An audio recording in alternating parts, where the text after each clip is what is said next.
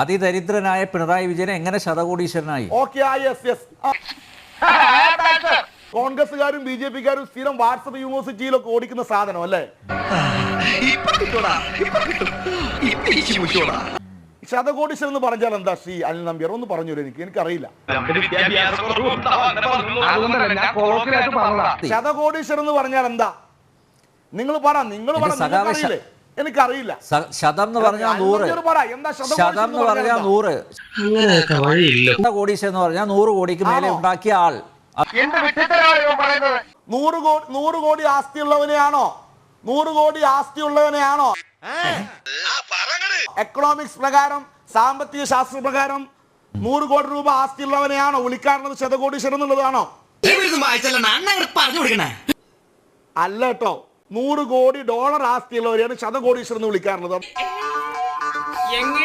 അതായത് മിനിമം 5000 കോടി രൂപ ആസ്തി വേണം.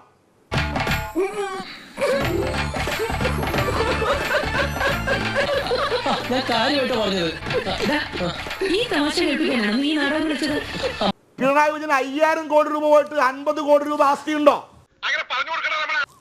അപ്പൊ നിങ്ങൾക്ക് തെളിയിക്കാൻ വേണ്ടി കഴിയോ? 50 ഉണ്ട്. ഇതിപ്പോ മോള് പറഞ്ഞ പോലെയായി. 100 കോടി ഉണ്ടോ എന്ന് ചോദിച്ചപ്പോ അത്രയൊന്നും ഇല്ലാന്ന് പറഞ്ഞ പോലെയായി. ഇപ്പൊ 50 കോടി ഉണ്ട് എന്ന് സമ്മതിച്ചല്ലോ. 50 കോടി ഉണ്ടോ?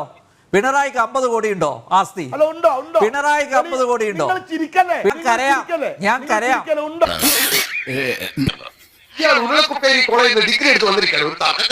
എന്തായാലും CPM-ന്റെ യുവജന നേതാവ് പറഞ്ഞു 50 കോടി ഉണ്ടെന്ന്.